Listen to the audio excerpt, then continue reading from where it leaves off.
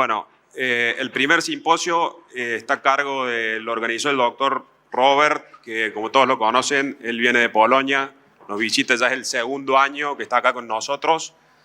Él es el vicedirector de la Universidad de Lublin en Polonia y es el encargado de ESASO en Lublin, que es una sociedad muy grande de cirujanos que hay con base en Suiza, pero él es el encargado en Lublin. Así que, bueno, bienvenido Robert, nuevamente por segundo año. Es un gusto tenerte acá con nosotros. Podemos comenzar con el video, sí, por favor. La primera disertante, Valentina, fue mamá ayer, así que nos mandó el video. Pero bueno, este es un video de ESASO, para que conozcan lo que es ESASO. ESASO es una sociedad en la cual, bueno, Robert es parte. Greetings from the Department of Ophthalmology, Medical University of Lublin. So maybe let's. This is Lublin ESASO Center. This is Professor Giuseppe Guarnaccia, the founder of ESASO. Already ESASO this year has 15th anniversary. So it is really powerful global institution, and the main focus is education. You can see here simulation center in Lublin, where our ESASO center is placed. This is virtual hospital, and we organize courses, all spectrum of ophthalmology, so cataract surgery, cornea, VR surgery, and medical retina, our scope. This is my hospital in Lublin, and this is a video showing live surgery. We organized a meeting we organized 1st of September this year, just before celebration in Vienna. So we celebrated 15th anniversary of ESASO during ECRS meeting. So thank you again for inviting me. Also, I hope we will continue collaboration. We started this year organizing Ophthalmo Cordoba ESASO session in Lublin, and we plan to continue this year. In February we will discuss, so to say, details, how to proceed. Thank you again, and enjoy the meeting. Bueno, muchas gracias Robert. Como decía, ESASO es una gran organización.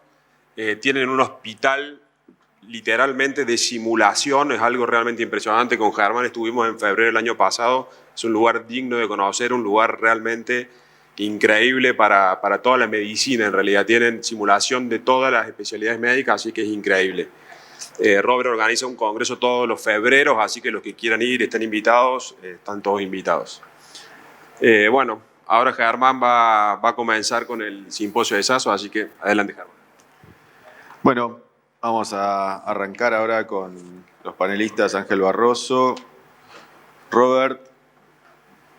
Bueno, primero vamos a pasar el video de Valentina Berrios Dodds sobre nuevas estrategias post cirugía de catarata ante la resistencia bacteriana. Como decía Tiziano, ella tuvo familia ayer, así que nos mandó un video que lo vamos a pasar ahora en este momento. Hola a todos, es un placer para mí estar compartiendo con ustedes nuevamente en esta nueva versión de Ophthalmo Córdoba 2023. Agradecer a la dirección por la invitación y al grupo ESASO por la organización de esta sesión dedicada a la cirugía de catarata. El tema que vengo a conversarles hoy día es respecto a las nuevas estrategias contra la resistencia bacteriana después de una cirugía de catarata. Es importante mencionar que no tengo ningún interés comercial en esta charla.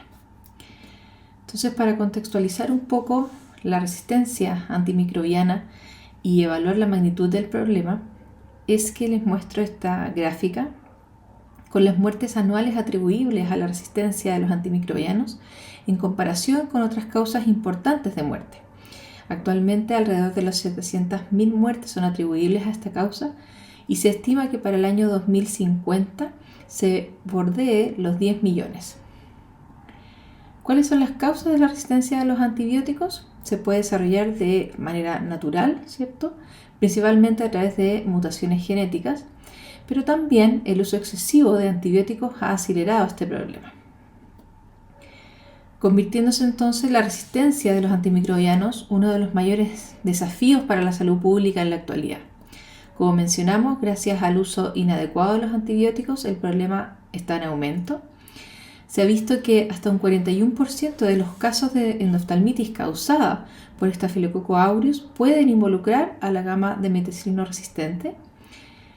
Y también el tratamiento estándar actual requiere de una disminución paulatina y larga duración del tratamiento, lo que puede favorecer el desarrollo de la resistencia a los antibióticos. Otro punto importante a mencionar es que la resistencia a las fluoroquinolonas entre los patógenos oculares parece ser parte de este problema de la salud global. Entonces, para recordar un poco, ¿cuáles son los mecanismos principales de la resistencia a las quinolonas? En primer lugar, tenemos las alteraciones del sitio Diana, que son resultantes de mutaciones en los genes que codifican la ADN girasa y la topoisomerasa 4.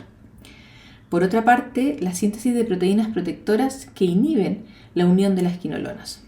Y como tercer punto, pero no menos importante, es el cambio que se produce en las porinas de la membrana externa y el eflujo activo que conducen a una entrada reducida de las quinolonas, en este caso hidrófilas, como por ejemplo el ciprofloxacino. Entonces es importante mencionar que el levofloxacino es hidrófoba, por lo tanto no se expulsa fácilmente mediante el eflujo activo. Por otra parte, el levofloxacino también inhibe la síntesis de moléculas de señales necesarias para formar la bicapa lipídica, componente principal de la biopelícula. Y se sabe entonces que la formación de la biopelícula mejora la resistencia a las cepas bacterianas. ¿Por qué es importante hablar todo esto? Porque tenemos que estar preparados frente a una de las eventualidades más temidas en nuestra área, que es la endoftalmitis. Como sabemos, es una inflamación intraocular secundaria a una infección intraocular, pudiendo generarse a través de dos vías, la exógena y la endógena. Dentro de las causas de la exógena tenemos las posoperatorias, posinyección intravítrea, postraumática o también secundaria a una queratitis infecciosa refractaria a tratamiento. Y dentro de las endógenas, la cándida, ¿cierto?, una de sus principales fuentes. Entonces, dentro de este contexto tenemos un riesgo alto de infección hasta que nuestra herida cicatrice. Se estima que aproximadamente del 0.08 al 0.1% de los pacientes sometidos a cirugía de catarata puede experimentar endoftalmitis. ¿Cuáles son los agentes causantes? Dentro de la gama de los gram positivos, Staphylococcus epidermidis, Staphylococcus aureus, Streptococcus pneumoniae, y de los gram negativos, la Pseudomonas aeruginosa son uno de los más sonados. Pero como sabemos, las bacterias gram positivas son los principales agentes causantes, siendo un 94% la causa de las endoftalmitis. ¿Cuál sería el tratamiento de la endoftalmitis? Tenemos dos grandes ramas, ¿cierto? La administración de antibióticos y la vitrectomía temprana. En cuanto a los antibióticos, ¿cuáles son las vías de administración que conocemos? Tenemos por un lado la sistémica, que generalmente es oral, con riesgo de toxicidad sistémica. Por otro lado tenemos la tópica, que como sabemos penetra la superficie ocular para entrar en el humor acuoso. Y finalmente la inyección intraocular, que vendría siendo la ruta de entrega más directa. Entonces, ¿cuáles son las directrices de la Sociedad Polaca de Cirujanos Oftalmólogos para el tratamiento postoperatorio en procedimientos de cirugía ocular para el año 2021? Aunque ningún estudio prospectivo ha confirmado la eficacia de los antibióticos tópicos postoperatorios, incluido el grupo de estudio de la endoftalmitis de la Sociedad Europea de Cirujanos Refractivos y de Catarata, el estudio de profilaxis de la endoftalmitis postoperatoria después de la cirugía de catarata en el año 2007, con una actualización al año 2013, demostró que el retardo en la cicatrización de incisiones quirúrgicas o cuando el paciente tiene riesgo de infección nosocomial, su uso puede ser apropiado. El antibiótico debe usarse de forma intensiva y breve, es decir, la dosis máxima permitida durante 5 a 7 días. Se recomienda la administración de fármacos de amplio espectro del grupo de las fluoroquinolonas, por lo que ya conversamos. También se vio que para prevenir el desarrollo de la resistencia a los antibióticos no se debe suspender gradualmente el tratamiento con antibióticos. Esto también se aplica a las preparaciones combinadas. En todos los casos se recomienda administrar el esteroide tópico durante 21 días en dosis decrecientes para minimizar la reacción inflamatoria. Se permite usar la preparación combinada, ¿cierto?, de levofloxacino con dexametasona 4 veces al día durante 7 días y luego continuar con la terapia de glucocorticoides tópicos únicamente. En todos aquellos pacientes con mayor riesgo de desarrollar un edema quístico macular, es decir, pacientes diabéticos, después de una oitis, cirugía de cataratas complicadas, o en pacientes que usan prostaglandinas, por ejemplo, para el glaucoma durante el periodo del perioperatorio, se recomienda utilizar AINES según la ficha técnica del producto. Entonces, en cuanto a la prevención de la endoftalmitis antes, durante y después de la cirugía, tenemos que durante el preoperatorio, importantísimo cubrir las pestañas, hacer una limpieza con antisépticos como por ejemplo la povidona yodada y administrar antibióticos de manera tópica. Durante el intraoperatorio, importante el sellado de las incisiones, la administración de antibióticos también y finalmente en el postoperatorio la combinación que venimos mencionando de antibióticos tópicos más esteroides 4 veces al día por 5 a 7 días y luego de este periodo continuar en dosis decreciente con esteroides y o AINES si lo amerita durante 2 semanas. Algunos estudios como los que les muestro aquí han demostrado que una semana de la combinación de levofloxacino más dexametasona previene la infección, asegura un control completo de la inflamación en casi todos los pacientes y puede contener la resistencia a los antibióticos. Como mencioné, no tengo interés comercial, pero es importante mencionar que esta combinación es la que se utiliza actualmente en el servicio de segmento anterior en el hospital de Lublin en Polonia, el medicamento Dugresa, combinación de dexametasona más levofloxacino en la dosis y días de administración que mencionamos. Entonces, a modo de conclusión, la cicatrización de una herida quirúrgica puede tardar alrededor de 7 días en sanar y durante este tiempo es que las bacterias pueden ingresar a la cámara anterior causando una infección que amenaza la visión, generando por supuesto una endoftalmitis. A modo de prevención y tratamientos tópicos de la infección, en el postoperatorio sigue siendo importante para el éxito de la cirugía y los estudios in vitro demostraron que la cefuroximab y el levofloxacino mostraban un efecto sinérgico contra los aislados de estafilococcus coagulase negativo, aumentando la actividad antibiótica. Y por último, el levofloxacino tópico postoperatorio proporciona una protección antibiótica contra los patógenos más comunes cuando el nivel de cefuroximab desciende. Muchas gracias. Aquí les dejo mis redes de contacto ante cualquier duda que se les presente. Muchas gracias nuevamente y a seguir con este congreso. Bueno, ha sido muy buena esta presentación. Realmente es uno de los temas que todos queremos conocer para proteger a nuestros pacientes, porque hacemos cirugías fantásticas, pero que no queremos que se nos infecte. Vamos a dejar las discusiones para el final, para llegar a tiempo. A las 10:30 vamos a tener un receso. Y quiero decirle, bueno, ahora vamos a presentar al doctor Neto Rosatelli, que él nos va a hablar de catarata polar posterior. También quiero decirles que ayer el doctor Neto hizo una cirugía espectacular. Yo tuve el gusto de estar al lado de él mientras la hacía, así que la van a poder ver por el canal de YouTube de Oftalmo Córdoba. No se la pierdan, fue una cirugía impresionante, excelente, así que, bueno, apenas estemos listos, arrancamos.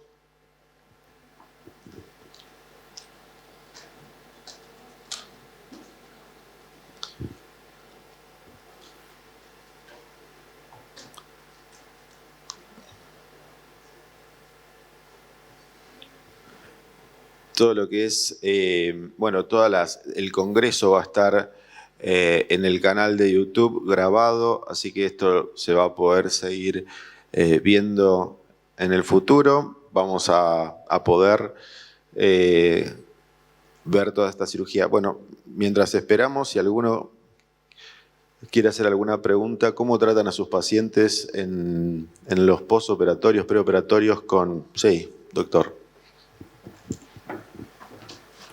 So I would like to stress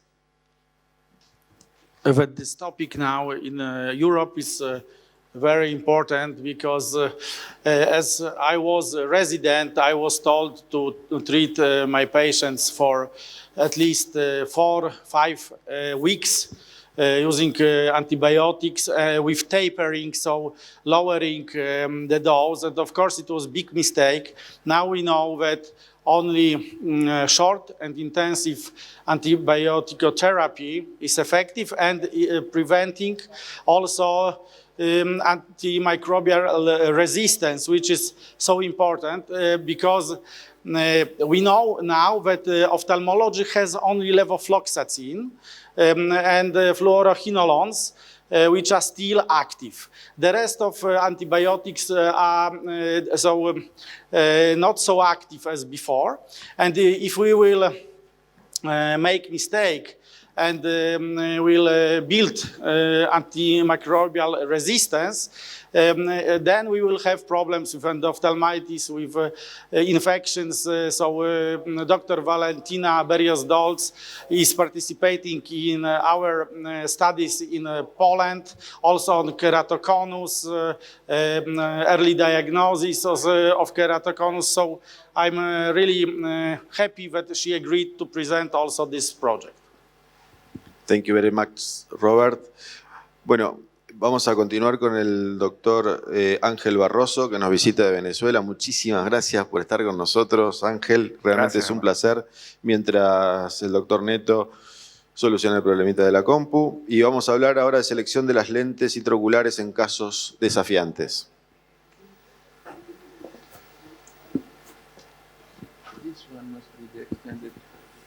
¿Comenzamos? Vamos a comenzar con la otra charla. Vas a ir allá.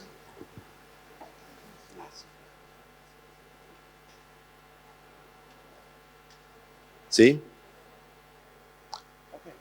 Bueno, el doctor Ángel Barroso también ahora, el próximo, a fines de noviembre, tienen un congreso de los 70 años de la Sociedad Venezolana de Oftalmología. Así que aprovecho para agradecerle la invitación y creo que va a ser una muy buena oportunidad para conocer Valencia, en Venezuela, y creo que también están todos invitados a ese hermoso congreso. Claro que sí, todos invitados y allá los esperamos si nos quieren visitar. Bueno, muchísimas gracias al comité organizador. Para mí un placer y un privilegio estar acá con todos ustedes y con todos los que nos están viendo vía streaming. Y podemos comenzar agrupando estos casos difíciles para calcular un lente intraocular en 5 grupos, a saber, los ojos muy grandes, los ojos chicos, los ojos con cirugía refractiva previa, los ojos ectásicos y, pues muy importante, los casos de ojo seco, que no voy a poder hablar mucho hoy por el tema del tiempo, pero les comparto lo que yo pienso de estos ojos. Yo creo que estos son ojos con múltiple personalidad, porque la inestabilidad de la película lagrimal hace que un mismo sujeto te puede dar diferentes mediciones y eso, pues, por supuesto, va a dar resultados muy inexactos, por lo que aquí la moraleja, si hay ojo seco, es primero tratar y después calcular. Ahora, ¿qué dice la evidencia científica publicada en relación al primer grupo? Dice que para los ojos de tamaño normal todas las fórmulas funcionan bien, pero cuando son ojos extremos existen algunas fórmulas que pueden ser más eficaces y más precisas en el cálculo sin que ninguna de ellas sobrepase el 80% de ojos con más o menos 0,50. Para el caso de los ojos cortos, están funcionando muy bien la nueva fórmula de Hofer Q que acaba de salir este año, que es la QST, junto con la Gil RBF. Para los casos de ojos largos, van bien la Barrett Universal 2, la fórmula de Olsen, la fórmula EVO, y la mayoría de las publicaciones coinciden en que la fórmula de Kane es altamente precisa para todos los tamaños de longitudes axiales. Sin embargo, pues yo incluiría también, para mí es una herramienta fundamental de consulta, la fórmula de Panacea de David Flicker, que nos da resultados muy precisos cuando son casos complejos. Entonces, ¿cómo vemos esto en la práctica y cómo funciona esto? Bueno, vamos a ver algunos casos bien demostrativos, a ver cómo nos va. Vamos a comenzar con este ojo muy pequeño, un ojo de 19.60 milímetros de longitud axial, muy hipermétrope, con queratometrías muy planas para hacer más difícil la situación. Lo primero que yo hago es consultar lo que me da el calculador del Pentacam, que es el que nosotros utilizamos. En este caso, estamos viendo que Hoffer Q y Olsen nos sugieren un lente de poder muy alto, entre 39 a 40 dioptrías, pero me llama la atención que la fórmula de Barrett no le alcanzan 40 dioptrías para ponerme el ojo cercano a la metropía. Entonces, no hay problema. Voy a consultar con el calculador del ICCRS, que incluye 3 fórmulas aparentemente precisas para ojos pequeños, para ojos cortos, pero ahora estoy peor, porque paso de 2 posibles opciones a 4 posibles opciones, de 37 a 40 dioptrías. Lo que yo hago en estos casos, entonces, es consultar a Panacea. Panacea me da un lente de 37 dioptrías, me voy con ese lente a Pabellón, realizo una FACO convencional tomando la precaución de colocar algo de monitor preoperatorio. Recordemos que estos son ojos con un riesgo aumentado de fusión coroidea, bajamos un poco la presión atrás y le implanto finalmente un lente de acrílico hidrofílico con la potencia que necesitamos para este paciente sin complicaciones, una aberración positiva en este lente de 0,10 que va bien para la aberración de la córnea del paciente, con un resultado bastante satisfactorio como el que ven en pantalla, una paciente muy contenta.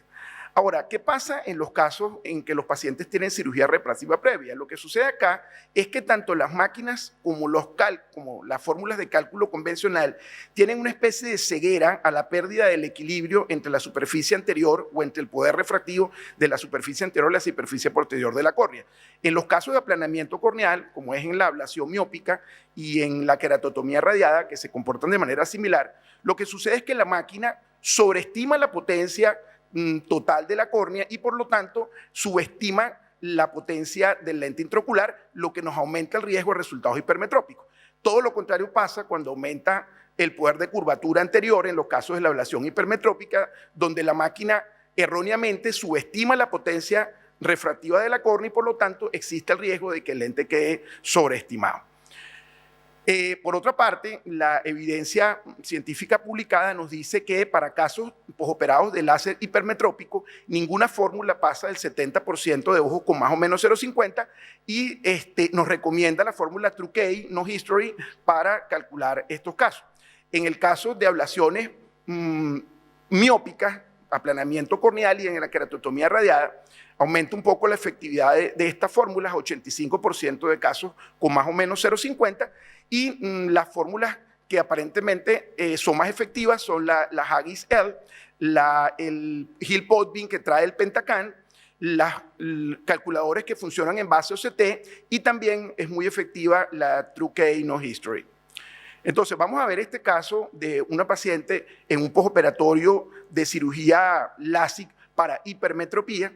Ahí vemos perfectamente en la topografía el cambio, el aumento de poder de la superficie anterior de la córnea, el aumento de la prolaticidad, y estamos seguros de que fue una ablación hipermetrópica por el cambio en la aberración esférica de la córnea, que se va de su punto de corte de 0,27, 0,30, se vuelve más negativa. Eso sucede cuando hay ablación hipermetrópica positiva, la aberración esférica se vuelve más negativa. Nos vamos entonces, bueno, este es el motivo por el cual yo en estos casos no coloco lentes premium, no coloco ningún lente trifocal ni ningún tipo de multifocalidad, porque si comparamos la distribución de potencias ideal para colocar un lente premium, pues la distribución de potencias del paciente es todo lo contrario. Si le colocamos un lente premium, pudiéramos tener más bien problemas. Yo aquí me voy por lo seguro, le voy a colocar un lente monofocal. Consultamos, en este caso, el calculador del Pentacam utilizando la fórmula TrueK para postoperatorio de LASIK hipermetrópico, nos arroja un lente de 22.50 dioptrías, consulto Panacea, me da un lente un poco más bajo, 22 dioptrías. Recordemos que aquí el riesgo es sobreestimación del lente, entonces de los dos poderes me voy por el más bajo, el 22, y pues obtenemos también, colocando este lente con una aberración esférica positiva de 0,10, buena para un paciente que tiene la aberración corneal postoperatoria aumentada, y pues resultados bien satisfactorios como los que vemos ahí para un lente monofocal aférico. Por último, les traigo este caso, que es un postoperatorio de una queratotomía radiada. Este se va a comportar similar a los casos que tienen ablación miópica. Aquí vemos que la aberración esférica, el comportamiento es completamente contrario, se hace más positiva, aumenta. No es para nada tampoco un caso favorable, de acuerdo a la distribución de potencias, para colocarle un lente premium, un lente trifocal, por lo que también me voy a ir con un lente bien monofocal aférico o hasta un monofocal mejorado. Consultamos entonces, en este caso, el calculador de la máquina, el Barrett-Truquet para postoperatorio de queratotomía radial. También el Pentacan incorpora la Hill-Polvin post-RK. Nos da dos posibilidades de potencia. Al consultar con Panacea nos da un lente un poco más alto. Recuerde que en este caso hay posible subestimación del lente. Me voy con la opción que me dé la mayor cantidad de residual miópica posible. Le colocamos entonces el lente que nos indicó Panacea y también tenemos un resultado bastante satisfactorio. Entonces, al final, recordar que en los casos de ojo seco, estos resultados, si no tratamos el paciente previamente, van a ser inexactos. Hay que tratar primero, calcular después. En los casos de ojos cortos, largos y posoperados de cirugía refractiva, pues tenemos una serie de fórmulas que nos pueden aumentar la posibilidad de que tengamos un menor error refractivo. Sin embargo, pienso que lo fundamental es comparar las herramientas que tenemos a mano, ir desarrollando nuestra propia experiencia para hacer la mejor selección. En ectasias, que no pude tratar pues también por el tema del tiempo, la más recomendada para casos ectásicos es la Barrett-Truquet y la fórmula de Kane. Recordar que la córnea sufre cambios en la aberración esférica cuando ha sido sometida a ablación por láser o a queratotomía radiada. Tenemos que tratar de seleccionar el lente con la aberración esférica adecuada para tratar de neutralizar un poco ese cambio.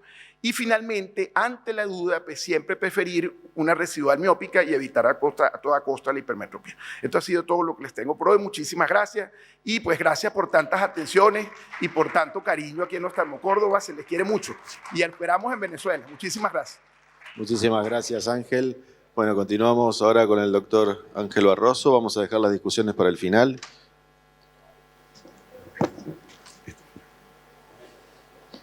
Doctor Neto Rosatelli, por favor, con la presentación, catarata polar posterior. ¿Está todo ok? Ok. Buenos días, mis amigos. Quiero agradecer a los directores del Oftalmo Córdoba por la amable invitación a esta maravillosa reunión, especialmente a mis queridos amigos Germán Bianchi y Tiziano Giovelina por los cuidados de la hospitalidad. La catarata polar posterior es una masa redonda, discoide y opaca que se compone de fibras del cristalino mal formado y distorsionadas, ubicadas en la parte central del posterior del cristalino. Esta localización es su característica más significativa, además de su proximidad y posible adherencia a la cápsula posterior. Es un trastorno hereditario dominante con expresividad variable. La incidencia ronda a 3 a 5 de cada 1000. Las cataratas polares posteriores son casos desafiantes debido a la frecuente delgadez y fragilidad de la cápsula posterior central, que junto con otras anomalías exige un abordaje diferente al utilizado en casos de rutina. La mayoría de las cataratas polares posteriores se operan a una edad del paciente mucho más joven que lo habitual y el manejo del núcleo blando puede ser un factor de dificultad. El abordaje tradicional, la hidrodisección, suele estar contraindicada porque la presión de la onda de líquido puede provocar la rotura hidráulica de la cápsula posterior en un punto débil. Una hidrodelineación cuidadosa ayuda a aislar el núcleo central y facilitar su eliminación. Pero este abordaje suele tener un problema. En cataratas polares posteriores hechas sin hidrodisección, por lo general queda una gruesa capa de adherencia de corteza y epinúcleo, que es laboriosa de eliminar y exige mucha manipulación, planteando dificultades y peligros en su manejo. Por lo tanto, desarrollé una técnica para liberar esta cubierta de cápsula en estos casos, el Mechanical Cortical Cleaving o escisión central mecánica para catarata polar posterior. Aquí vemos algunas de las características de una típica catarata polar posterior.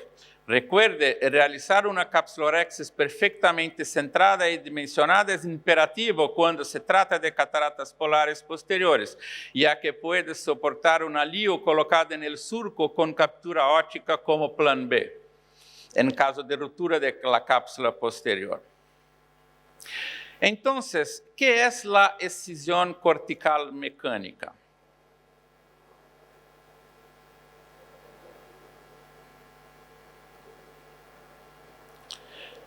Separo mecánicamente la corteza de la bolsa capsular usando un chopper largo y romo. El chopper atraviesa el espacio entre la corteza y cápsula, 360 grados alrededor del ecuador de la lente. Al ir desde side ports opuestas, se concede el acceso. Después de ir desde el lado derecho, de manera similar, completo la maniobra desde el izquierdo.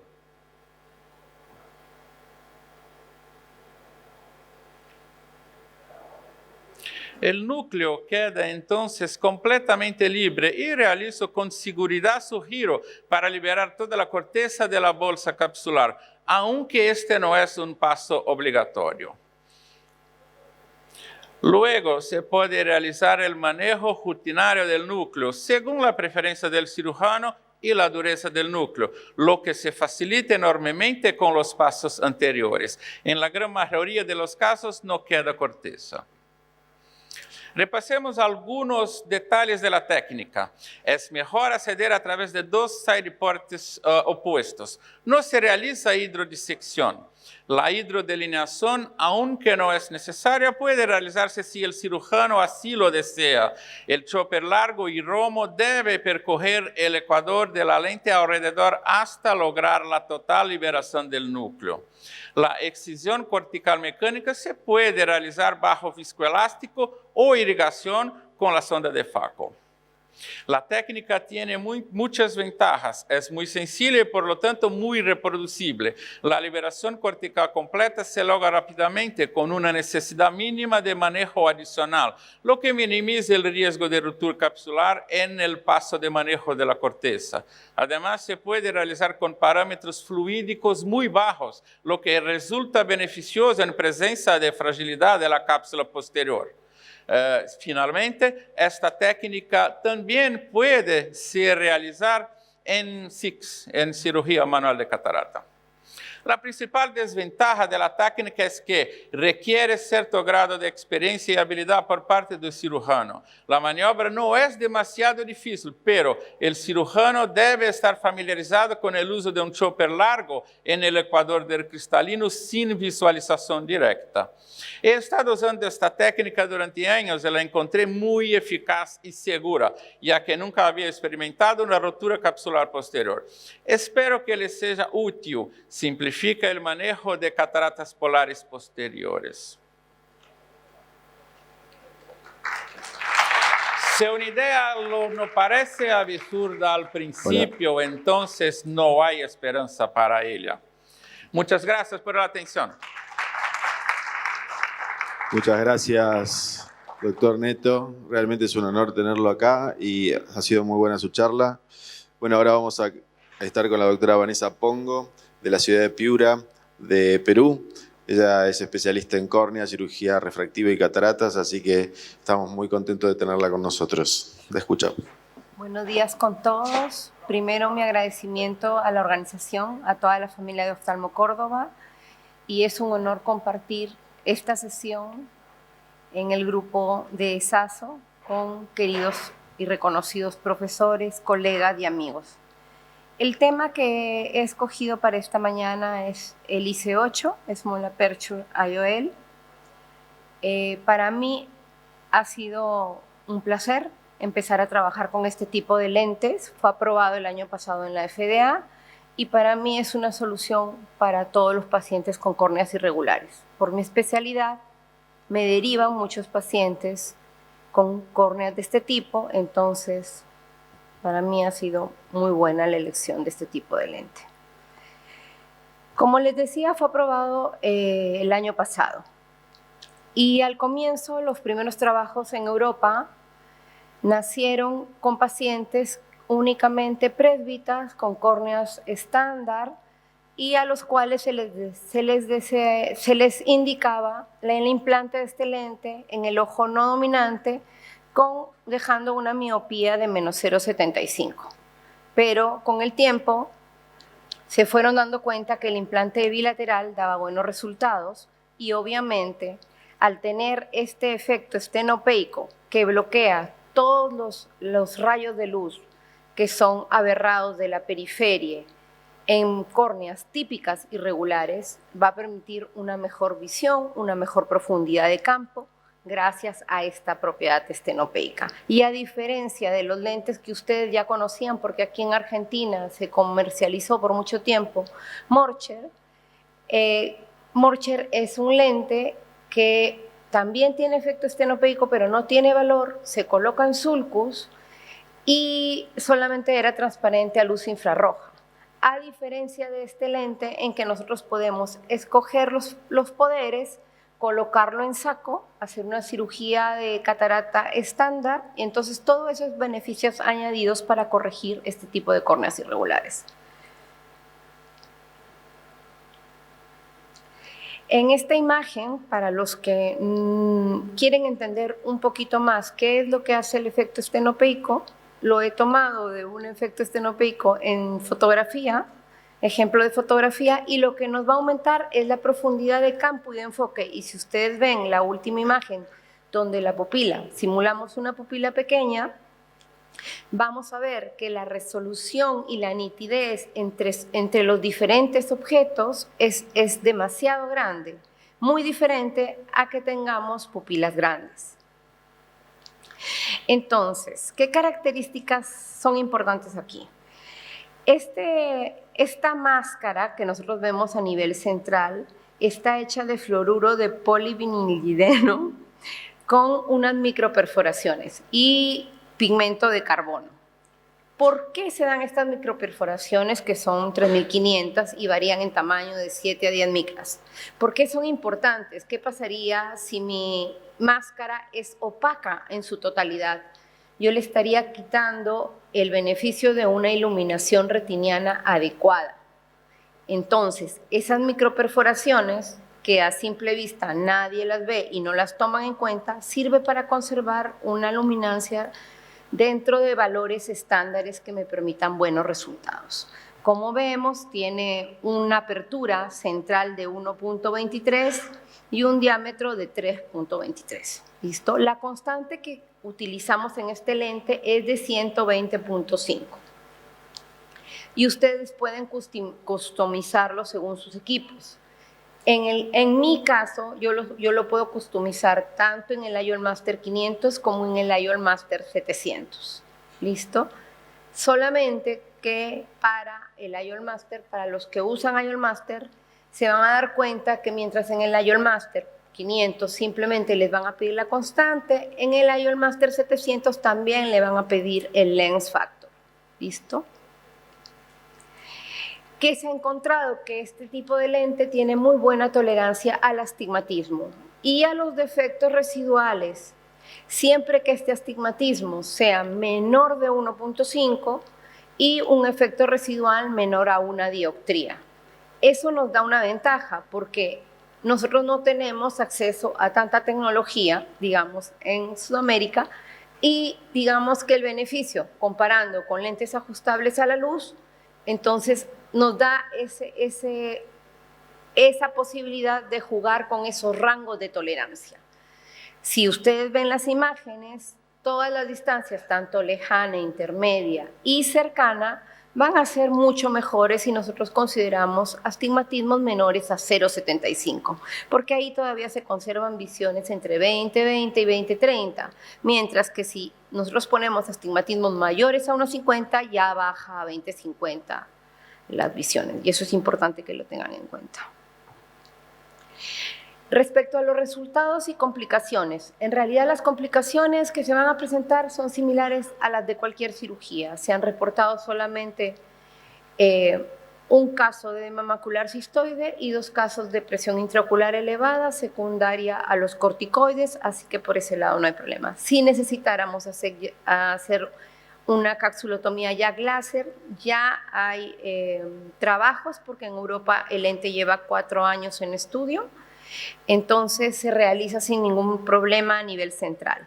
Cirugías de retina, el más experto en esto es el doctor Dick, las realiza sin ningún problema, porque nosotros, para considerar a un paciente, además de todo lo que les digo, debemos considerar también que el tamaño pupilar sea adecuado. Y estamos hablando que tiene que tener una pupila más o menos de 5.5 a nivel mesópico para que nos permita ver otras estructuras de la retina. Y entonces aquí simplemente contraindicaciones, si vamos a tener unas pupilas muy grandes, mayores a 5.6 en condiciones mesópicas, si vamos a tener traumatismos muy grandes que nos dañen las zónulas, no nos va a permitir un buen centramiento del lente. Obviamente, si hay leucomas centrales, tampoco vamos a ver un beneficio. Y aquí en binocular considerar el caso. Para mis casos de córneas pretratadas quirúrgicamente, sobre todo en queratotomía radial, yo sí considero el implante bilateral, me ha ido muy bien. Y entonces acá les presento el caso de un paciente con catarata, queratotomía radial. Si ven las imágenes, sí van a notar las incisiones, las topografías son típicas de pacientes con queratotomía radial, con asfericidades cambiantes por zonas de 4 a 8 milímetros y obviamente con curvaturas cambiantes muy variables, en 1 milímetro, en 2 milímetros, en 3 milímetros. Aquí muestro el IOL Master. Para este paciente yo escogí a nivel del ojo derecho un lente de poder 22 porque me dejaba un residual solamente de 0,36 y en el ojo izquierdo 19 con un residual de 0,26, ¿listo? De miopía. Esta es la filmación del implante del ojo izquierdo. La casa comercial indica hacer una incisión de 3.5, aunque ellos te dicen que tú lo puedes colocar el lente entre 2.75 y 3.5. Yo cometí este error y ahora lo van a ver, que utilicé un cuchillete de 2.8 y como uno se cree muy experta, dije, pues no pasa nada. Y efectivamente no pasó nada, pero van a ver que uno fuerza y el riesgo de eso es que uno dañe la máscara y entonces el lente falle y nosotros ya no tengamos ningún beneficio del mismo. El lente viene en este tipo de estuche dentro de una solución estéril. Hay que tener cuidado cuando lo cogemos en el borde entre la óptica y el áptica. Y es ahí donde ustedes ven que yo dejo la incisión pequeña y hago un poco de esfuerzo para colocar el lente, pero queda puesto sin ningún problema. Este es el posoperatorio. Ahí sí se notan mejor las incisiones de la queratotomía radial, tanto en el ojo derecho como en el ojo izquierdo, perdón por las tomas. Y a nivel de agudeza visual, este paciente quedó muy bien, porque quedó con visión lejana de 20/25, intermedia de 20/25 y cercana de J1.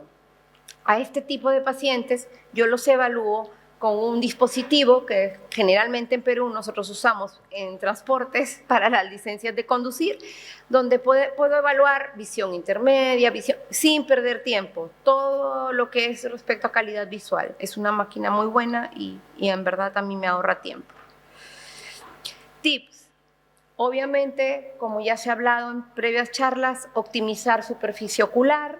Como dijo el doctor, nosotros si no regularizamos ojo seco no vamos a tener buenos cálculos. Y es más, no se les vaya a ocurrir usar lágrimas para tomar sus topografías, porque los estudios ya demostraron que hay bastante variabilidad en las queratometrías usando lágrimas. Así que lo que debemos tratar es el ojo seco, esperar unos meses y luego operar. Evaluar la condición de cada paciente. No es lo mismo que yo quiera tratar a un paciente con córneas irregulares, queratotomía radial previa, a que a algún doctor quiera usarlo en pacientes presbitas y solamente desear usarlo en el ojo no dominante. Tener un target miópico, yo sí lo prefiero porque lo uso, como dije, en córneas irregulares. La localización de la incisión, no solamente que sea en el eje más curvo, sino que si tienes queratotomía radial previa, valora si realmente puedes trabajar a nivel de esas incisiones e incluso con tu sellado de incisiones, ten cuidado porque también puedes dañar, ¿no?, en esas zonas. Chequea el centrado del lente e informa al paciente de las expectativas, porque no todos van a quedar así. Así que muchas gracias, espero haber sido lo suficientemente breve, pero que me hayan entendido. Muchísimas gracias, Vanessa. Muy buena la charla. En honor al tiempo, bueno, vamos a continuar acá con nuestro amigo Luis Real, de la ciudad de Guayaquil, de Ecuador. Así que es todo tuyo, Luis. Muchas gracias. Buenos días, gracias a los organizadores y a todos mis hermanos argentinos que me hace feliz, que siempre me tratan con mucho cariño. También thank you to Robert for bringing ESASO, joining Oftalmo Córdoba. It's a big effort and this is something to be thankful for. So thank you very much. Bueno, arranquen el video por favor, por el tiempo. Bueno, lo que les quiero transmitir es cómo podemos manejar nosotros el manejo de la pupila pequeña cuando no tenemos ganchos, que es lo que puede pasar en los hospitales públicos en nuestros países que son a veces pobres, ¿no? Entonces, lo primero que vieron ahorita es la viscodisección, que nos ayuda.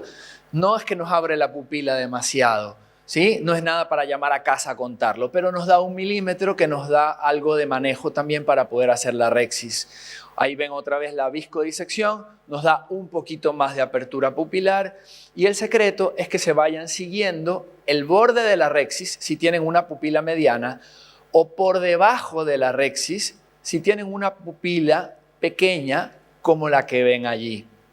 Van a ver varios casos consecutivos, cada uno más severo que el otro, para que puedan ver que esto es perfectamente reproducible. Van siguiendo, siempre tiñan con azul tripán y van siguiendo el borde de la rexis. Es importante, lo que vieron es muy importante, liberar la presión de la cámara anterior. Y luego hay varios trucos. Lo que vieron ahí fue una viscodisección focal o la otra opción es empujar el iris con la punta de la cánula para ver el borde de la rexis, meterse por debajo y hacer una hidrodisección suave. Ahora van a ver el manejo del núcleo. Ustedes, todos me ven en Instagram, yo nunca hago divide y conquiste, pero en este caso de pupilas pequeñas, creo que deben regresar a lo básico, la mejor técnica, y en esto tuve una pelea con Juanita Londoño ahora en Medellín, la mejor técnica para las pupilas pequeñas es regresar a la vieja y antigua divide y conquista, y esto tiene una razón especial de ser. Cuando se te complica el manejo de la pupila pequeña sin ganchos, es porque tú no has dividido el núcleo. Si tú logras dividir el núcleo, la catarata es tuya y la vas a conquistar. Pero si no logras dividir el núcleo, vas a vivir una pesadilla. Y por ejemplo, quiero que vean en esta catarata muy severa, esta técnica es una técnica que la describió originalmente Charlie Kellman, y yo la modifiqué un poco para hacerla con CHOP. En ese caso, este tipo de cataratas tiene una placa posterior que es cauchosa, que es la que no te permite dividir el núcleo. Fíjense ahí, van a ver en este fragmento de aquí, miren atrás, van a ver atrás. Cuando yo chopeo, ahí comienzo a chopear y con frecuencia se encuentran esto, una placa posterior cauchosa que no te permite dividir. Entonces, con las técnicas de chopeo, que son las que yo hago de rutina, con una pupila pequeña, si te topas con este tipo de casos, y miren también el iris flácido, y poco a poco se va cerrando más la pupila, se va cerrando cada vez más la pupila. Entonces, si tú usas técnicas de chopeo, por supuesto que si eres lo suficientemente hábil, la vas a poder conquistar. Pero si eres un cirujano que todavía está en una curva de aprendizaje, se te puede complicar demasiado. Por eso es que yo recomiendo que para que no sufran como me están viendo sufrir allí, la puse a propósito para que me vean sufrir, lo mejor es la vieja divide y conquista. Lo van a ver también por otro motivo. ¿Sí? En el siguiente video, es un video viejo, es de mala calidad, le pido disculpas por la calidad, lo puse a propósito. El hecho de hacer divide y conquista, miren este truco, sí que me estaba adelantando un poco, miren este truco. Cuando ya te queda un fragmento grande, es difícil sacarlo, fíjense, porque te lo atrapa la pupila que se te va cerrando cada vez más, ¿sí? Van a ver cómo el iris se te engancha en los fragmentos y te hace difícil sacarlo. Entonces, finalmente queda un fragmento grande por la placa posterior. Trato de sacarlo y no puedo, porque es grande, porque no lo desarmé adecuadamente. ¿Qué pueden hacer en este caso? Viscoelástico detrás del lente, detrás del cristalino, del fragmento, lo sacan al segmento posterior con un gancho y pueden continuar su cirugía sin ningún problema. ¿De acuerdo? Eso que vieron ahí lo puse a propósito. Tienen que tener cuidado porque este tipo de iris flácidos van a venir a la punta de tu faco. Entonces tienes que tener cuidado con el esfínter del iris. Y cuando terminas, es muy común que los fragmentos se esconden. Entonces tienen que revisar alando la pupila con el ganchito. Este es el video que les decía, que es un poco antiguo, por eso la mala calidad, les pido disculpas, pero lo pongo a propósito por esto. El hecho de hacer la vieja divide y conquista te permite en los cirujanos en formación usar el pre-chopper. Y eso te da la oportunidad de dividirlo de forma cómoda sin tener que usar las dos manos. Y como ven, cuando tú lograste dividir tu núcleo en 4 fragmentos, no importa qué tan pequeña sea la pupila, porque tú lo traes al centro y el núcleo es tuyo y lo has conquistado. ¿De acuerdo? Finalmente, esto es uno de los pasos más difíciles. Tienes que obligatoriamente usar técnicas bimanuales y con una Y tienes que abrir la pupila para poder observar las cortezas. Es consistente, van a haber varios casos, como lo repito, y se puede hacer perfectamente en todos los casos. Termino ahorita con la aspiración del viscoelástico. Tienen que meterse de rutina detrás del lente, porque si no, la pupila pequeña y el lente va a hacer que se te quede viscoelástico atrás. Entonces, como ven, es consistente, lo podemos hacer en todos los casos, incluso con pupilas muy pequeñas. Fíjense, con pupilas flácidas, que nos tratamos de ir a buscar el viscoelástico porque se queda atrapado detrás del lente y también se puede quedar detrás del iris en estos casos de pupilas pequeñas. Y miren cómo termina esa pupila. Finalmente, lo ideal es que usen ganchos. Yo no estoy diciendo que tienen que hacer esta técnica, pero si no tienen ganchos, tienen que conocer estas técnicas para que puedan llevar a cabo sus casos con éxito. Muchísimas gracias. Gracias, muchas gracias Luis. Excelente tu charla. Ahora vamos a seguir con el profesor Robert Reidak de la ciudad de Lublin de Polonia. El doctor es el vicerrector de la Universidad de Lublin de Medicina y también es el presidente de la Sociedad Polaca de Cirujanos de Ojos. Okay. So I would like to continue the topic started by Luis with congratulations, because it was really amazing surgery. But not everybody is so good as you know, and sometimes there are problems. And I would like to speak about complications of cataract surgery in hands of VR surgeon. So I represent the Polish Society of Ophthalmic Surgeons, And since years, we organize courses for surgeons, both at the national level and as well together with ESASO. And this is my center in Lublin. You can see here both hospital and training center. We try to implement new technologies, like, for example, telescopic lens recently. So we organize live surgery courses under umbrella of the university where I serve as a vice rector. So continuing subject started by Luis, you should really know that you're the biggest enemy. Of course, is heart nucleus or narrow pupil, but really the biggest is vitreous. And you have when you have vitreous in anterior chamber, you should immediately change your technique. You should start anterior vitrectomy. There are some tricks. I normally use anterior chamber maintainer, spatula, to make it quicker and really precise. Also, if necessary, I go through paracentesis to posterior segment under biome control to fish lens material, not to do it blindly. So I use this technique since a long time.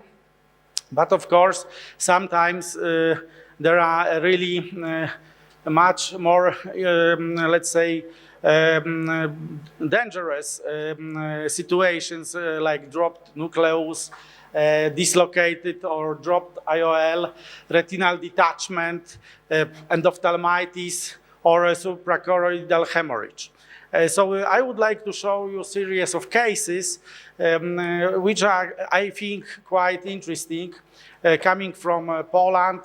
This is a surgery of my friend, Professor Marek Rękas from Warsaw, who introduced a new technique of scleral fixation of the capsular bag and intraocular IOL complex with permanent use of iris hooks. And the method was already published in a Journal of Cataract and Refractive Surgery and was presented at the American Academy of Ophthalmology. So you see, first we support capsulorhexis, and of course there is a really massive subluxation. And the surgery is finished by the modification of Yamane technique. So you use these hooks to stabilize the capsule, and you use a needle to, let's say, put this part of retractor outside, like in a Yamane technique, using this flange technique. So speaking about Yamane technique, I would like to, let's say, advise you to read excellent review of our friend Dr. Noé Rivero. He sent me some time ago, and really there are so many tips, tricks, and let's say recommendations how to perform Yamane that I'm quite often try to, let's say, follow these recommendations. So this is dropped nucleus, and my favorite technique with chandelier light, so-called handshake technique. I'm using forceps and the vitreous cutter, so especially if the lens material is soft. If it is really hard, stone hard, like we saw during presentation of Dr. Luis Real, so sometimes it is necessary to perform complete vitrectomy and elevate nucleus using Decaline to anterior chamber and perform phacoemulsification using normal let's say, standard phaco tip. Remember that the endophaco has 50% of power. So I sometimes prefer to, in really rare cases, to elevate nucleus to anterior chamber and to make it really in controlled, let's say, space, far from retina, yes, also.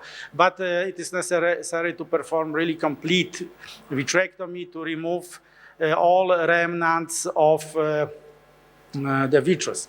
And I would like to show you a quite standard and old technique of iris claw.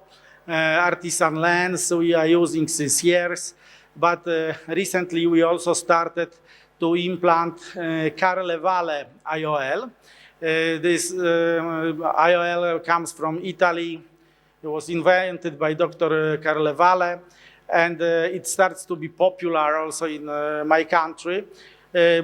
However, it is quite expensive. So if you calculate, so Yamane technique is also much more economical. But this is a nice IOL with special T-shape haptics. And we normally first perform vitrectomy, then we create special scleral pockets, and you implant Carlevale lens and trying to grasp first haptic, and then you should, let's say, place it into this scleral pocket, and it is after this maneuver it is quite stable, so fellow haptic is easy to grasp and to do the same. We normally make a cut through conjunctiva and sclera, so we can place the haptic inside this scleral pocket and put just one vicryl suture through the conjunctiva and the sclera to finish the case. Now I would like to show you a really interesting project of my friend Dr. Omid Kermani from Cologne, from Germany. He is anterior segment surgeon and also introducing many new solutions. And this is a Morher type anterior chamber IOL invented by Dr. Kermani. And my center will participate in this study. Dr. Kermani performed already like 10 cases. I'm showing you 3 cases. This is foldable IOL, really easy to implant to anterior chamber, so this is follow-up. You can see that endothelial cell count is stable, and he used the different clinical situations, showing at the moment 6 months follow-up in these 3 cases, but I know that he implanted altogether 9 IOLs like this. We will see if it is a kind of comeback to anterior chamber. We should study this concept. Hopefully next year I will inform you about my own results when I will start the project. And of course, there are also severe cases induced during cataract surgery, especially COVID period caused really delay. Patients were sent to us too late. So this is such a case. This is a case of retinal detachment, really, let's say, total with PVR already. So this is the job for VR surgeon. So you treat retinal detachment caused by cataract surgery. So we should always, in case of any complication, act quickly. Call your VR colleague, explain what has happened, and send the patient immediately until such severe problems will appear, like PVR, like, let's say, total retinal detachment. Thanks God, we don't have such cases often, really rare, but so I'm showing the result also of really late treatment. So you perform ILM, membrane peeling, PVR peeling, ILM peeling to rescue macula. Of course, in this case, we also performed, so you see, you must be gentle, and sometimes you can restore vision, even in such cases, but of course, quality of surgery should be the highest level. And in this case, sclera fixation of IOL was used, and also silicone oil tamponade. Finishing with endophthalmitis, this subject was started by Dr. Valentina Berrios-Dolz. I would like to continue that this is the most common surgery in the European Union. We have like 4.5 million surgeries a year. Now in Poland it is around 400,000 cataract surgeries a year. So incidence is very low, but it may happen. So we should really treat endophthalmitis like urgency. If there is a progression, we should indicate immediately vitrectomy, using also vancomycin in infusion line. This is my surgery. And we also participated in many studies. We have patients from all over Poland, not only after cataract surgery, but after injections or after trauma. So then this is crucial to indicate really early, complete surgery means with PVR, with PVD, I'm trying always, if it is possible, if there is not necrosis of the retina and the visibility is good, I try to induce also PVD to remove all bacteria and pus from surface of the macula, and try to perform also complete vitrectomy and early vitrectomy, which is really important. So just summary, in case of complications of cataract surgery, the condition of the retina determines the long-term effects of the treatment. Also, fishing the nucleus via anterior segment by the phacosurgeon can cause giant retinal tears from the traction on the vitreous. So really switch to anterior or posterior vitrectomy immediately. Now don't fish with phaco tip parts of the lens, and the reconstruction and secondary IOL implantation should be planned carefully to obtain best refractive results. Of course, endophthalmitis is an emergency, rare but really devastating complication that should be avoided at all costs. Thank you very much for your attention. Thank you, Robert. Thank you very much, Robert. Robert is very enthusiastic professor. He stimulates everyone to work with him to make some works. Ahora vamos a tener la charla de también nuestro amigo de Paraguay, el doctor Ginés, que nos va a hablar de lentes complicadas. Muchas gracias, Ginés. Germán, por la introducción. Gracias a Oftalmo Córdoba por la invitación. Robert, vielen Dank für die Einladung. Podemos pasar, ahí está. Bueno, yo les traigo una colección de malos ratos en quirófano, esos casos que nos hacen retrasar la jornada quirúrgica, la que tenés que parar un ratito. El primer caso es, déjenme ver, ahí, es un paciente que operé en el 2015. Corre el video, sí. Es un paciente, es un ingeniero. En esa época me gustó mucho un lente que estaba utilizando, era un lente inglés.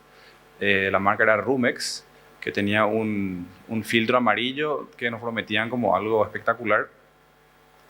Era un paciente miope, la cirugía, como ustedes pueden ver, salió muy bien y una de las primeras complicaciones que les comparto hoy no es tanto en el intraoperatorio, sino es en el postoperatorio, ¿verdad? Como ustedes pueden ver, la entrada del humor acuoso a ese material del lente, ¿verdad? Genera estas pequeñas vacuolas de agua, ¿verdad? Que representan el famoso fenómeno glistening, ¿verdad? Que viene siendo estudiado hace 60 años para ver cómo se puede evitar. Este paciente en particular era un paciente que a través de ese pequeño pinhole que pueden ver ahí, que doctora Pongo, esta es otra opción para los lentes, para los agujeros tenopéicos en los lentes. Este paciente era 20-25, ¿verdad? A través de ese pequeño espacio que queda ahí en el lente. El segundo problema que les traigo, o sea, la segunda complicación con los lentes, es algo que todos vemos y es la fibrosis de cápsula posterior. Este es un paciente que básicamente tiene un lente trifocal y bueno, son los que menos nos gusta que tengan esta fibrosis, ¿verdad? Podemos hablar mucho sobre cómo ser muy insistente con la limpieza de la bolsa, podemos hablar del dead back syndrome, pero finalmente estas cosas ocurren a pesar del diseño del lente, que es de bordes cuadrados, en particular. Y bueno, nos toca después el desafío de hacer una buena limpieza o utilizar una capsulotomía con el jack láser, con lo que el riesgo con el lente implica, ¿verdad? Este caso es una paciente de 62 años, del segundo ojo, es la esposa del marido que hacía 1 o 2 meses operó y también se implantó lentes trifocales. Y como ustedes pueden ver, la cirugía está concluyendo. La paciente está contenta porque el primer ojo terminó viendo 20/20, J1, está feliz, me mandó un mensaje WhatsApp que podía leer sin problema. Y en el implante del lente, haciendo lo que siempre hacemos, me gusta mucho este lente en particular porque es abrir básicamente, sacar el seguro del shooter, poner el viscoelástico, cerrar y ya está. No hay que manipular nada, lo cual lo hace bastante seguro y predecible, haciendo la técnica como siempre. Ustedes pueden ver ahí. Algo le pasó a la lente en algún momento. Como uno no lo quiere creer en quirófano y mucho menos con un lente trifocal, entonces lo voy viendo qué pasó, tratando de repetirlo en la mente y examinando el lente en particular, porque no puede ser que le falte una parte a la lente, ¿verdad? Bueno, en algún momento algo ocurrió, quedó atrapada, no importa. Entonces, bueno, la pregunta en ese momento en quirófano es ver qué hacemos. ¿Nos animamos a dejar la lente ahí? De por ahí la fibrosis hace que crezca esa parte. O la sacamos con todo lo que eso significa, ¿verdad? Retirar la lente en plena cirugía, como ustedes pueden ver, perfecta hasta ese momento, es un riesgo que hay que ver si vale la pena asumirlo o no. Entonces, la idea en ese momento era dejar la lente, esperar una semana y a ver qué pasaba. Esto es en el postoperatorio tardío. Esa lente quedó bien estable ahí gracias a ese diseño de plato, que es una de las cosas que me gusta de este lente en particular. Y bueno, lo demás es historia. Tampoco la paciente sabe que le falta una parte a sus lentes. La cuarta situación que les planteo es algo que también me tomó de sorpresa. Me sigue gustando mucho esta lente en particular, me sigue gustando mucho el diseño que tiene y creo que gracias a eso muchas veces pudimos manejar muchas situaciones que de otra forma hubiese sido más difícil. Esta es una paciente de 71 años, en la cual de vuelta, haciendo como siempre todo igual, la lente, si ustedes se fijan, está entrando al revés, ¿verdad? Entonces, esa es la situación en particular.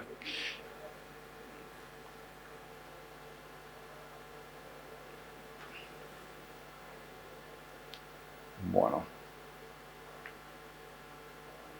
Todos recordamos que los lentes multifocales, trifocales y difractivos tienen una posición en la que tienen que quedar en el ojo, ¿verdad? Para que funcionen como le fue prometido al paciente y como le fue prometido al médico, ¿verdad? La mayoría de los lentes tienen una angulación entre la óptica y la láptica, que es la que hay que respetar. Porque si no, lo que tenemos en nuestra cabeza es que el paciente va a terminar viendo esto, lo cual va a ser un problema para nosotros, ¿verdad? Además de las demás complicaciones posibles. Bueno, y la peor de todas que tenemos todo en mente en ese momento en el que tenemos que definir qué vamos a hacer en quirófano. Bueno, entonces poniendo en la balanza, en ese momento la disquisición que tenemos que hacer en quirófano es si intentamos reposicionar esa lente, si vale la pena, porque nos enfrentamos a riesgos de ifema, a desprender la DSMET, a romper tal vez la cápsula posterior, incluso después una pérdida de vitrea, lo que va a entorpecer todo nuestro postoperatorio. Y si lo dejo, ¿qué va a pasar? La multifocalidad va a funcionar. ¿Qué va a pasar con la nitidez imagen? ¿Verdad? Estará en contacto con el iris ESO, me va a producir un rozamiento, una pérdida de pigmento, tal vez me aumente la presión. Y en particular, este paciente, finalmente, ¿cuál es la expectativa del paciente? Y si es que alguien con quien puedo razonar después, ¿verdad? Entonces, finalmente, como yo pienso que los ingenieros alemanes que diseñaban esta lente tienen que haberlo puesta por este motivo, decido darlo vuelta, ¿verdad? Lo cual significa entonces tener en cuenta todo eso que habíamos visto en la balanza. Utilizo mucho viscoelástico, retiro la parte distal que ya había entrado en la bolsa con abundante viscoelástico. El viscoelástico es más barato que el vidrio. Trato de posicionarla en un lugar donde me quede seguro. Voy recordando ciertos aspectos de este paciente y del lente, como por ejemplo que el lente tiene como unos 6 milímetros de diámetro, la cámara anterior tiene 2.79 no más, y bueno, y todo eso tiene que pasar verticalmente a través de ahí. Utilizo dos instrumentales, con mucha gentileza lo voy doblando y la voy introduciendo nuevamente en la bolsa anterior y en la posterior. Perdón, las secciones proximales y distales de lentes las voy introduciendo nuevamente en el lente. Recordemos que es una lente trifocal. Bueno, finalmente el caso termina bastante bien, la córnea queda transparente, el paciente termina con la esperada 20/20 J1. Al terminar la cirugía, obviamente, me voy a revisar lo que está escrito, ¿verdad? Y la lente en particular tiene una angulación de 0 grados, ¿verdad? Lo cual, si me vuelve a ocurrir, no voy a someterle a todo el riesgo al paciente, porque en principio no debería pasar nada. Como pueden ver, esta lente en particular no tiene ninguna angulación.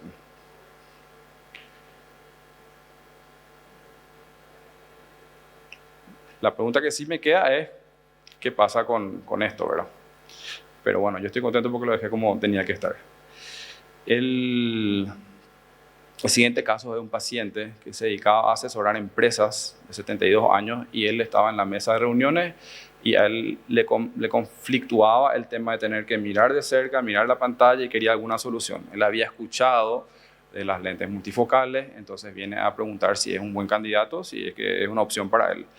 A lo cual no le prometemos nada, decimos que vamos a hacer los estudios que van a explicar si el paciente va a ser un buen candidato o no. Esto lo dejamos pasar y el paciente es un paciente que es 20/70, 20/60, corregido, queda 20/30 y no mejora el otro ojo. Hacemos todos los estudios correspondientes necesarios y que son preponderantes para un implante de lente con multifocalidad. El break-up time es perfecto, el Schirmer test es perfecto. Lo que estaba hablando el doctor Barroso, ¿verdad? De la imagen que tanto nos gusta, este pico que es espectacular para las lentes monofocales, que nos habla de que la córnea es monofocal básicamente y que el lente le va a brindar esa multifocalidad, pero cuando llegamos a la retina nos encontramos con esto, ¿verdad? El paciente sigue entusiasmado porque es como el último estudio y nosotros realmente no estamos para nada entusiasmados. Tiene una membrana epirretiniana, con lo cual la respuesta al paciente, si es que es candidato a operarse, es obviamente usted no es un buen candidato para este lente, porque puede pasar esto y aquello. Pero el paciente me pregunta, y bueno, y si yo asumo los riesgos, yo entiendo todo, yo estoy dispuesto a que si es que no funciona, saquemos el lente, implantemos el lente monofocal. ¿No? Bueno, perfecto, si está todo claro, lo filmamos, hablamos frente a un escribano y procedemos a la cirugía del primer ojo. El plan de la cirugía es una facomulsificación más un peeling de membrana. Bueno, pasó todo rápido, no nos robó más tiempo, pero finalmente el paciente quedó realmente a los 17 días, el paciente está 20-25, feliz. El otro ojo se operó una semana después de la primera cirugía, que era un ojo básicamente sin complicaciones, 20/20 J1, y el paciente está feliz hasta ahora, y esto pasaron varios años. Este es otro lente, este es un paciente de 82 años, diabético, con problemas de próstata, multimedicado por diferentes opciones. El paciente está en movimiento de manos, tiene un glaucoma avanzado y un endotelio de 2.200 células. Bueno, ese es el examen en el consultorio. Y bueno, ¿y qué hacemos? Hay diferentes opciones cómo manejar a este paciente, ¿verdad? A mí me gusta mucho ser cauto y no muy desafiante tampoco con la naturaleza. Es una cirugía que tenía que terminar rápido y bueno, ahí está de vuelta para ese propósito, pero lo coordinamos todo con Robert también para hablar de los lentes de cámara anterior. Yo finalmente, luego de explantar este lente, como ustedes pueden ver ahí, que es muy sencillo, no es muy complicado, viene con el anillo de Sommering, viene completito, en combo viene este.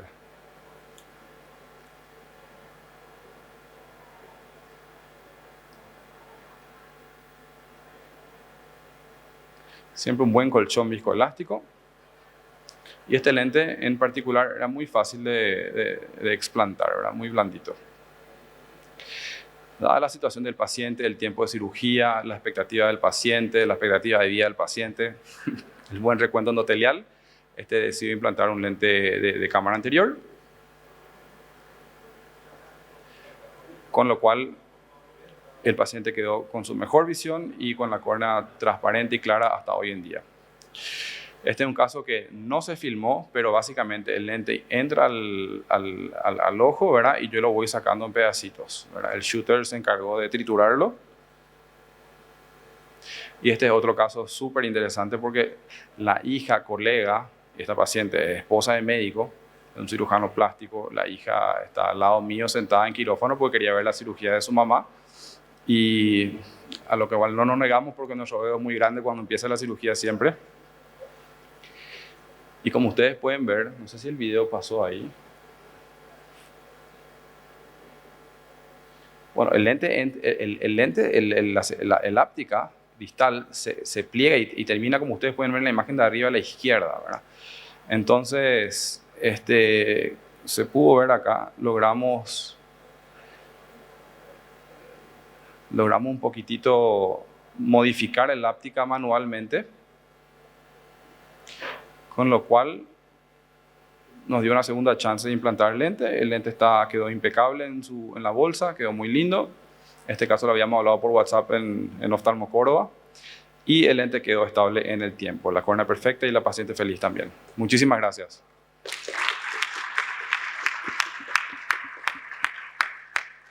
Muchísimas gracias, Juanca. Espectacular la presentación.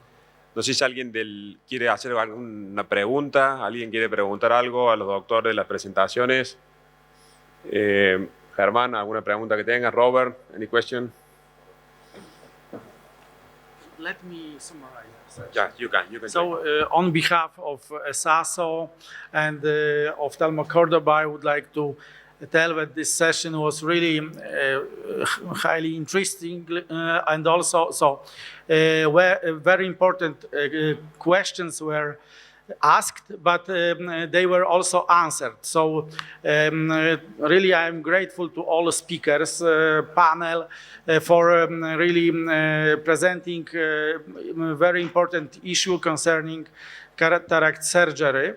So if are there any questions from the audience? I think we really got all answers for difficult problems in cataract surgery today. Ok, bueno, muchas gracias Robert, gracias Neto, Ángel, Juanca, Luis, Vanessa. Ahora con Germán queremos entregarle una pequeña distinción a todos los disertantes, así que adelante. Realmente fue una sesión muy buena, muchísimas gracias Robert. Luis. Vanessa, muchas gracias. Y con el nombre. Claro. Juan Carlos.